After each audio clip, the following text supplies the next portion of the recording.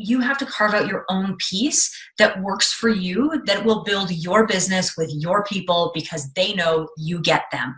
And that's what it's really about when you use social media. Your posts are about them.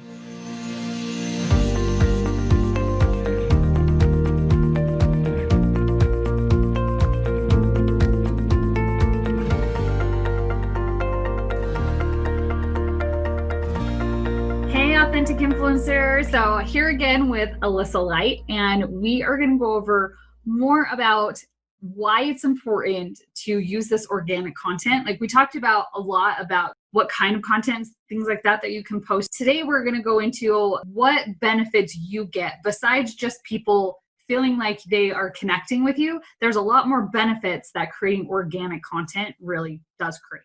Let's say that you're into jewelry, and you take jewelry and you help people who are getting married find like the best jewelry for all their different events that leads up to the wedding and everything.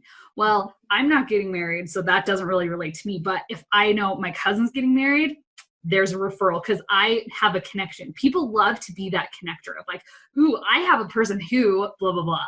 And you can be that person. That's how you're going to get a lot of referrals, is by letting people know what is it that you actually do. Once you get those actual people, the chances of them not knowing someone else in the same position as them is very slim.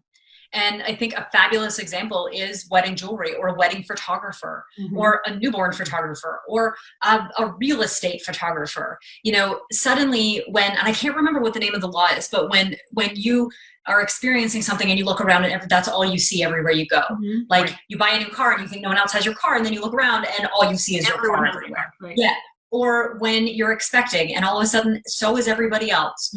Or, you know, like that's how we see the world. Our perspective changes. And so these are ways that we can build referrals very, very easily through relationships, through trust building on social media. It's a pretty magical thing, if you ask me. Yes, it is. It's awesome. Awesome. And remember that I'm so sorry, Brooke. Go for it. You're fine.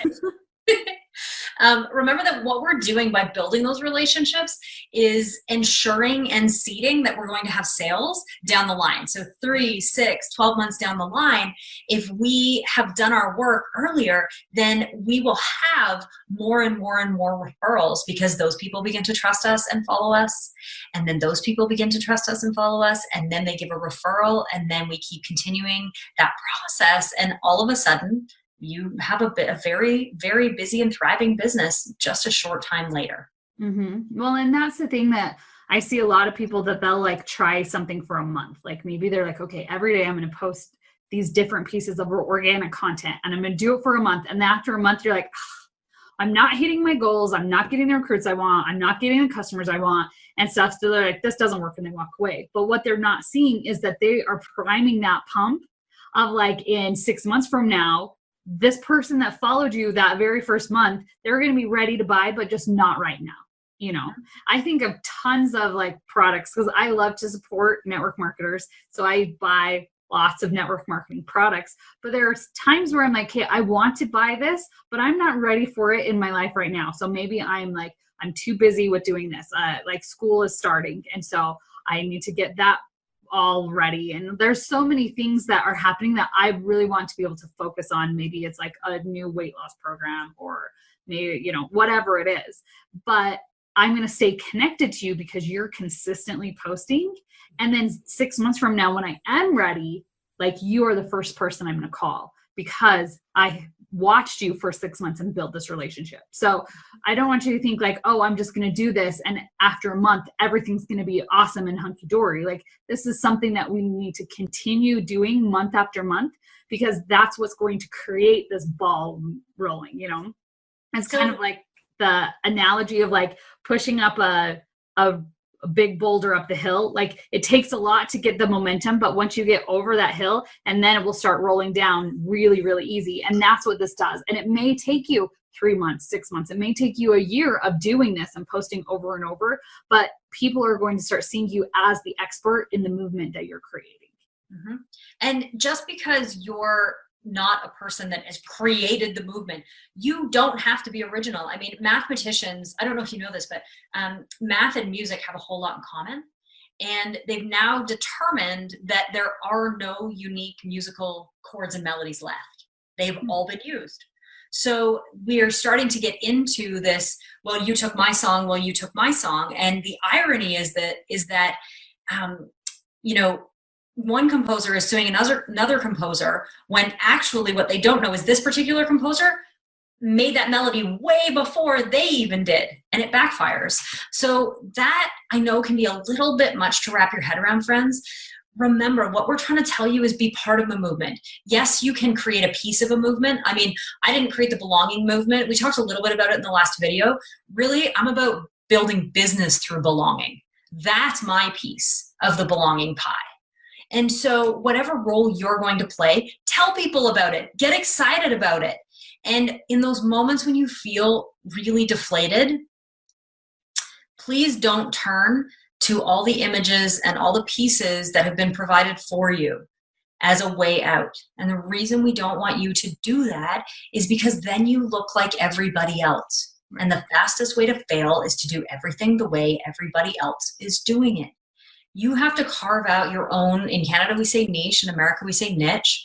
So you have to carve out your own piece that works for you, that will build your business with your people because they know you get them. And that's what it's really about when you use social media. Your posts are about them. Yes, exactly. And a way that you can relate to people and make them feel like you are a part, like you are just like them, is to share those relatable hiccups. One of the best ones I ever saw, but I made a reference to, like, I absolutely love quilting and I absolutely love canning. Like, I am an old lady stuck in a 36-year-old woman's body having a party all by herself. Okay, me. And I drove down to Rochester. So from here, that's about 5 or 6 hours to go to this wonderful quilting show. And there I sat in on a lecture. The woman, her first name was Bonnie. I can't for the life of me remember her last name. And she was teaching other women who were in their 50s, 60s, and 70s the importance of using social media in their quilting to share what it is that they love making for their family. I mean, that was part of it. And certainly there was business talk there too.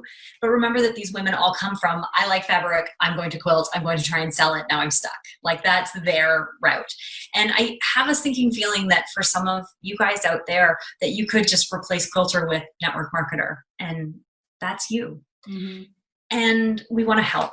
And in that lecture, the most memorable thing, Brooke, that was ever said about social media for me, Bonnie said, I have to tell you, I left the hot side of an iron on a piece of fabric on my ironing board and I burned it. So I took a picture and I posted it to my social media and I had hundreds of engagements. Because suddenly this woman who is revered in the industry, she had written books and she had taught all across the US and all of these things, she became very human because she left an iron down. And where other people were embarrassed to say that, she was like, hey, guess what? I did this. And it made other people feel safe. Oh, I've done that. And there's that belonging connection again. There's that connection again. Yeah. So it's just don't be afraid to, like, we all don't do things perfect, you know?